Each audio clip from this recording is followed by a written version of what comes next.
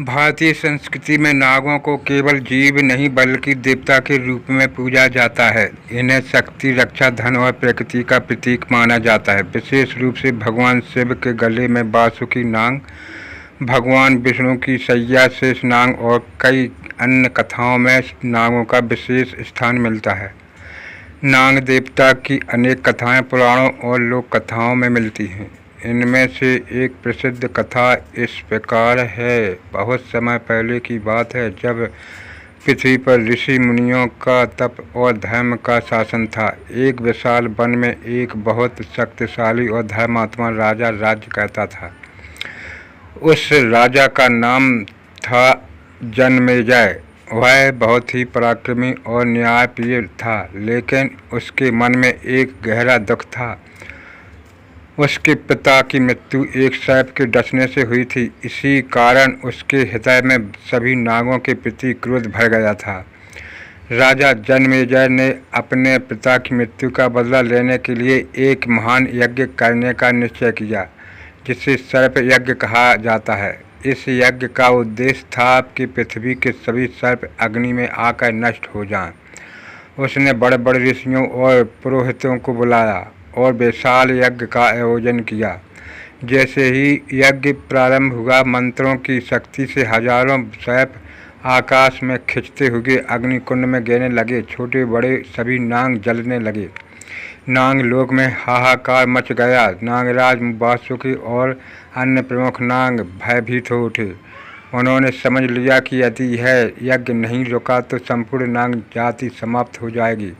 तभी नागलोक में एक महान संकट उपस्थित हुआ। नागों ने देवताओं से प्रार्थना की कि वे उनकी रक्षा करें।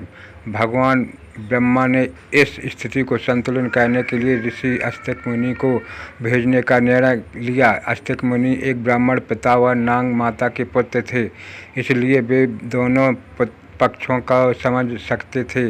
अस्तिक मुनि अत्यंत शांत और तेजस्वी थे। वे यज्ञ स्थल पर पहुँचे, जहाँ राजा जन्मेजय का सर्प यज्ञ चल रहा था। वहाँ वेदों के मंत्र गूंज रहे थे और अग्नि में सर्पों के गिरने की भयंकर ध्वनि हो रही थी। अस्तिक मुनि ने राजा से विनम्रता से यज्ञ रोकने की प्रार्थना की। पहले तो राजा जन्मेजय क्रोधित हुआ, लेकिन जब उसने अस्तिक मुनि की विद्वता व तेज को देखा तो उसने उन्हें यह वरदान देने को कहा।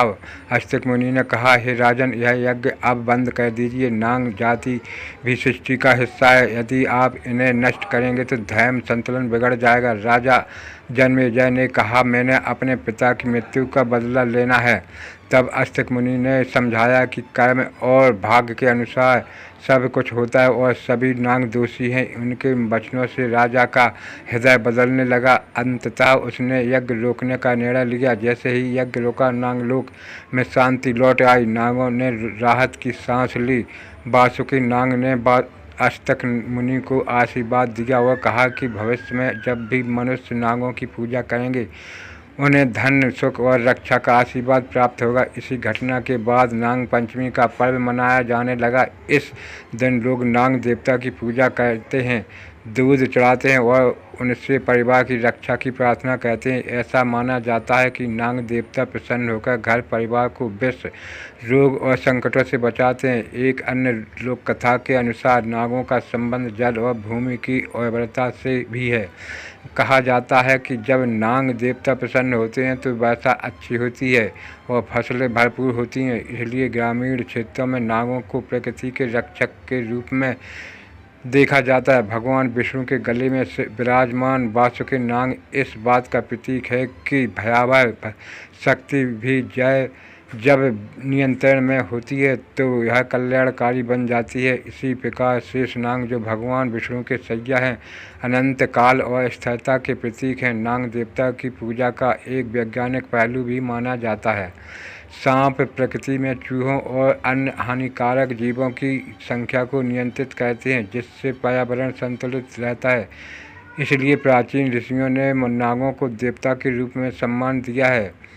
अंत में इस कथा का संदेश यही है कि किसी भी जीव को केवल बदले या क्रोध के कारण नष्ट करने का प्रयास नहीं करना चाहिए। सृष्टि में हर जीव का अपना महत्व है। संतुलन और करुणा ही सच्चा धर्म है। इस प्रकार नाग देवता कि यह कथा हमें सहिष्णुता, प्रकृति संरक्षण और धर्म के संतुलन का संदेश देती है। दोस्तों नमस्कार।